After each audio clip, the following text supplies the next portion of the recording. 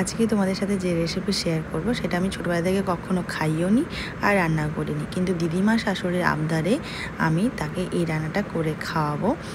আর এটা second time করছি, first time করে এত প্রশংসা পেয়েছি যে, এবং বাড়িতে সবার কাছ থেকে এত প্রশংসা পেয়েছি এবং নিজে খেয়েও দেখেছি সত্যি দুর্দান্ত খেতে হয়, তাই সেকেন্ড টাইম করছি। তোমাদের সাথেও শেয়ার করলাম, জানি না কেমনভাবে নেবে তোমরা। তো যাই হোক, এখানে দেখতে পেলে একটু তেল বেশিই দিলাম। তারপরে রসুনগুলো আমি একটু তেলের মধ্যে দিয়ে দিলাম। ওরপর আমি ছোট ছোট করে আলু কেটে ভাজা করে নিলাম, ঠিক আছে। তারপর আবারও একটু তেল দিয়েছি। তারপর দেখো বড় বড় রসুন দেখে আমি বেশ কয়েকটা রসুন দিয়ে দিলাম তেলের মধ্যে। প্রথমেই তেলের মধ্যে রসুন দেওয়ার কারণ হচ্ছে রসুনের ফ্লেভারটা তেলের মধ্যে যাবে। যেটা আমি রান্না করতে চলেছি সেটার গন্ধ অনেকেই নিতে না পারে, তাই জন্যই অ্যাকচুয়ালি আমি রসুনটা আগে তেলের মধ্যে দিচ্ছি। তো দেখতেই পেলে কি দিয়েছি, অনেকেই হয়তো বুঝতে পারবে না, আবার অনেকে পারবে। যারা খাও তারা তো পারবে। সেটা হচ্ছে শুটকি মাছ।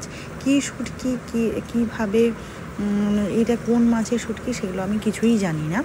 এটা আমাকে এনে দেওয়া হয়েছিল আর একদম বেছে কুটে পরিষ্কার করে দেওয়া হয়েছিল, আমি রান্না করছিলাম।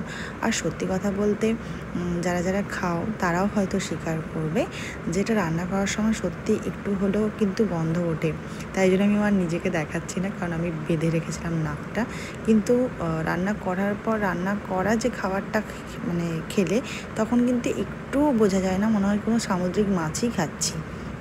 তো যাই হোক, দেখো আমি তেলের মধ্যে গরম মশলা, গোটা গরম মশলা কিছুটা দিলাম এবং ওই তেলের মধ্যেই দেবো এখন মানে কুচি কুচি করে কাটা পেঁয়াজ, ঠিক আছে।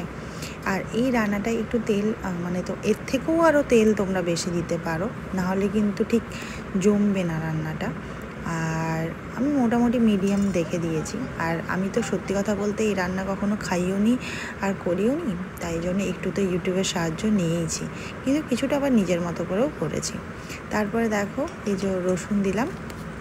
রসুনের পরিমাণটা একটু বেশি দিলে ভালো হয়। যেমন মাটন অনেকেরই নাকে গন্ধ লাগে, তাই জন্য মাটন খেতে ভালোবাসে না, অনেক মানুষ আছে। আবার আমাদের মতো মানুষও আছে যে একদম মাটন মানে কী বলবো, পাগল মানুষ। কিন্তু অনেকেই তো থাকে ভালোবাসে না, তাদের জন্য আমার একটু রসুন দেওয়াটা দরকার। সেরকম এখানেও রসুন দিলাম আর টমেটো দিলাম। তারপর দেখো আদা আর জিরে বাটা দিলাম। তারপর একটু হলুদ দিয়ে দিলাম। তারপর ভালো করে কষিয়ে নেব, একদম মাংসের যেরকম মশলা কষানো হয় ঠিক সেইভাবে।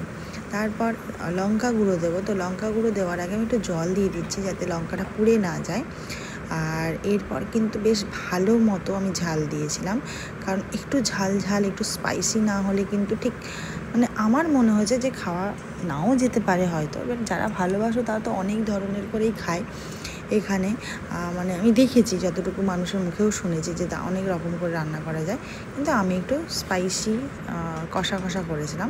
তো তারপরে দেখো মশলার মধ্যেই আমি গরম মশলা গুঁড়ো মানে এলাচ, দারুচিনি, লবঙ্গ গুঁড়ো দিয়ে দিলাম, যেটা আমাদের মানে রৌদ্রে শুকিয়ে তোমার মানে করা থাকে, গুঁড়ো করা থাকে। তো সেই গুঁড়োটাই দিলাম যাতে সব দিক থেকে গন্ধটা না ওঠে। তারপরে ওই ভাজা জিনিসগুলো সব দিয়ে দিলাম।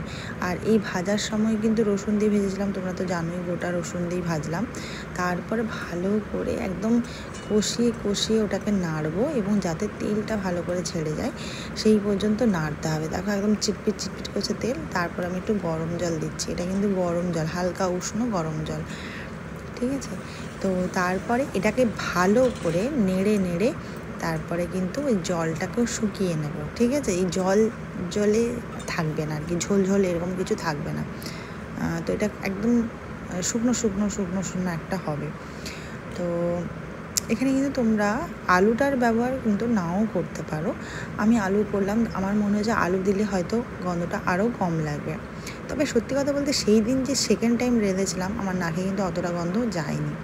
আর এটা দেখতে পেলে প্রথমে কি ভাবলে নাকি বাটার দেবো, না না বাটার না, বাটারের যে কৌটো সে তার মধ্যে রেখেছি একটা আচার, যেটা আমার জেঠিমা পাঠিয়েছিল। তো ওই এটা হচ্ছে লঙ্কার আচার, লঙ্কার আমের আচার, ম্যাক্সিমামটাই লঙ্কার ঝাল ঝাল একদম। এর কি টেস্ট আমি বলেও যেতে পারবো না।